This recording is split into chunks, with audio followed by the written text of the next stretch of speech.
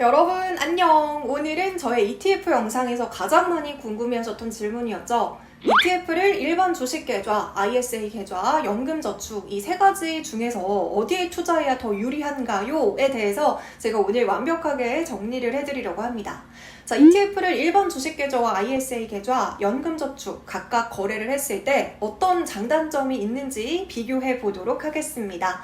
자, 먼저 일반 주식 계좌의 경우입니다. 자, 일반 주식 계좌에서 ETF를 투자할 때 장점을 먼저 알아볼게요. 자, 첫 번째 장점은요, 간편하다는 점입니다. 내가 이미 주식 계좌가 있다면 따로 ETF용 계좌를 만들 필요 없이 평소에 사용하고 있던 계좌 그대로 ETF를 거래할 수 있기 때문에 비교적 간단하게 시작할 수 있습니다. 자, 그리고 두 번째 장점은요, 입출금이 자유롭다는 점입니다. 일반 주식 계좌에서 거래를 할 때는 세제 혜택이라던가 세액공제를 받기 위한 기간이나 금액의 제약을 받지 않고 내가 원하는 때에 자유롭게 매수하고 매도할 수 있습니다. 그러니까 당연히 중도 해지에 대한 걱정 없이 입출금이 자유롭다는 점이 두 번째 장점이라고 볼 수 있겠습니다. 자, 그리고 세 번째 장점은요, 투자 상품에 제한이 없다는 점입니다. 일반 주식 계좌니까 당연히 주식을 거래하셔도 되고요. 또 국내 ETF, 국내에 상장한 해외 ETF, 해외 주식도 거래할 수 있고요. 해외 ETF, 인버스, 레버리지 등 자유롭게 내가 원하는 상품을 거래할 수 있다는 점도 마지막 장점이 되겠습니다. 자, 하지만 일반 주식 계좌의 단점은요, 세금에 대한 혜택을 전혀 받을 수 없다는 점입니다. 그래서 우리가 세금 혜택을 받기 위해 많이 사용하는 계좌가 바로 ISA 계좌입니다. 자, 여기서 ISA 계좌에 대해서 모르는 분들을 위해서 간단히 설명드리자면요. ISA 통장 하나만 개설하면 예금이나 적금, 주식, 펀드, 파생상품까지 한 계좌로 통합적으로 운영을 할 수 있어요. 그래서 만능 재테크 통장이라고도 불립니다. 자, ISA 계좌는 은행이나 증권사에서 개설이 가능한데요. 금융기관을 통틀어서 딱 하나만 만들 수 있습니다. 그래서 A은행에서 2개 만들기 또는 A은행에서 하나, B증권사에서 하나 이런 식으로 복수의 계좌를 만드는 것은 불가합니다.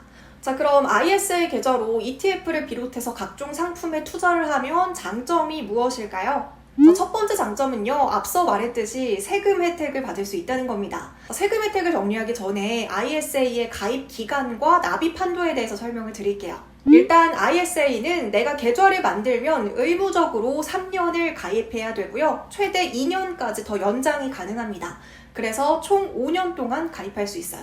자, 그리고 납입 한도가 있는데요. 1년에 2천만 원까지 납입이 가능하고요. 만약에 최대 5년까지 유지했다면 5년이라는 기간 동안 1억이 최대 납입 한도가 되겠죠.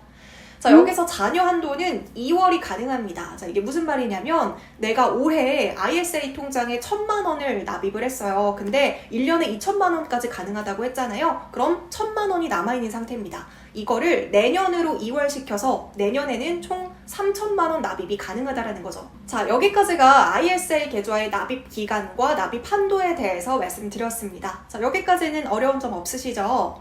자, 그럼 지금부터는 세금 혜택에 대해서 정리해 드리도록 하겠습니다.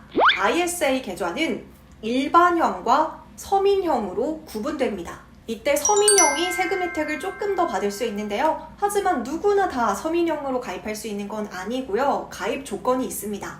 근로자 중에서는 연소득이 5천만 원 이하, 사업자라면 종합소득이 3,800만 원 이하면 서민형으로 가입이 가능하고요. 이 조건에 부합하지 않는다면 일반형으로 가입하셔야 됩니다. 자, 만약에 서민형으로 가입하셨다면 400만 원까지 소득세 비과세가 되고요. 일반형은 200만 원까지 비과세 혜택을 받을 수 있습니다. 자, 이때 이 비과세 혜택을 매달마다 받는 것이 아니라요. ISA 계좌의 가입 기간을 다 채우고 이제 계좌를 해지했을 때 총 소득에 대해서 비과세 혜택을 받는 겁니다.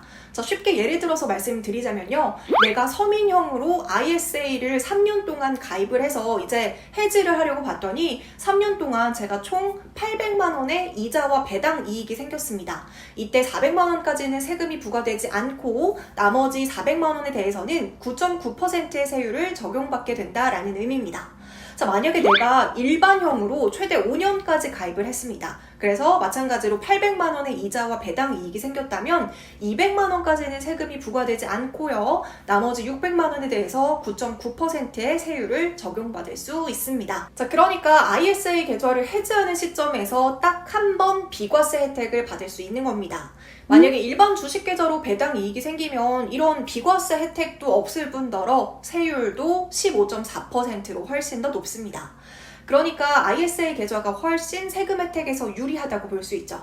만약에 배당주를 중심으로 투자하는 분들이라면 ISA 계좌를 활용하면 유리하다고 볼 수 있습니다. 자, 그렇다면 단점은 뭐가 있을까요? 첫 번째 단점은 해외 주식이나 해외 ETF는 살 수 없다는 점입니다.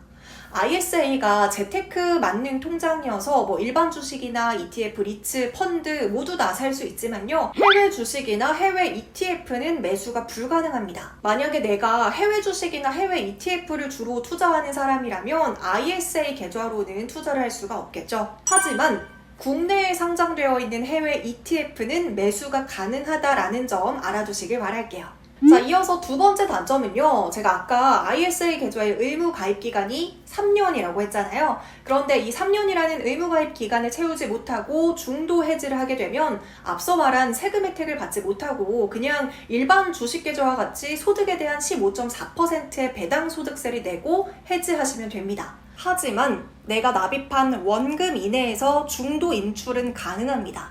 그러니까 배당이나 이자를 포함한 금액까지 모두 받으려면 중도 해지를 해야 되지만요. 내가 낸 원금 이내에서는 중도 인출이 가능하기 때문에 그래도 중도 해지에 대한 걱정은 조금 줄일 수 있는 방법이 되겠죠.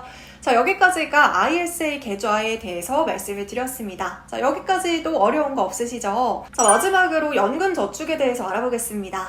연금이라는 말이 붙었죠. 그래서 노후 자금을 위한 목적성이 굉장히 강한 상품입니다. 연금저축 같은 경우에는 가입 기간이 5년 이상이 되어야 되고요. 이 5년이 지나면 그때 원금이랑 수익금을 한 번에 받는 것이 아니라 연금처럼 55세 이후에 10년에 걸쳐서 나눠서 받게 됩니다. 자, 이때 5년만 채우고 끝나는 게 아니라요. 5년 이상 계속해서 연금저축을 해도 상관이 없습니다. 최소 기간이 5년이라는 의미예요. 따라서 연금저축은 내가 일반 주식계좌나 ISA 계좌처럼 목돈을 만들기 위한 목적보다는 노후에 쓸 자금으로 장기적인 플랜을 가져가야 된다라는 특징이 있습니다. 역시나 납입 금액이 정해져 있는데요. 1년에 1,800만 원까지 한도가 있고요. 이 중에서 400만 원까지는 세액공제를 받을 수가 있습니다. 만약에 IRP까지 개설을 한다면 총 700만 원까지는 세액공제를 받을 수가 있어요. 자, 그렇다면 연금 저축의 장점은 무엇일까요? 아까 ISA 계좌 같은 경우에는 배당 소득세에 대한 비과세 혜택과 9.9%의 세율을 적용받는다고 말씀을 드렸는데요. 연금 저축은 세제 혜택을 굉장히 골고루 받을 수 있습니다.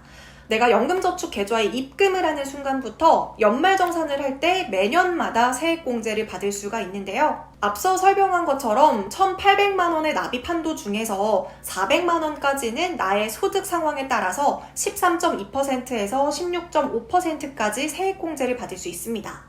또한 연금저축으로 수익이 난 소득에 대해서도 기존 15.4%가 아닌 연령에 따라 이렇게 낮은 연금 소득세율까지 적용받을 수 있습니다. 다만 단순히 연금저축을 이렇게 세제 혜택이 많아서 가입하기보다는요, 목적에 맞게 가입하는 것이 중요하다라는 것을 다시 한번 강조드리겠습니다. 그렇다면 연금저축의 단점은 무엇일까요? 자, 일단 첫 번째 단점은요, 내가 투자할 수 있는 상품이 특히 제한적입니다. 연금저축은 안정적인 노후 자금을 만드는 것이 목적이기 때문에 안전한 상품에만 투자가 가능한데요. 주식 투자도 불가하고요. 레버리지, 인버스 상품 당연히 불가합니다.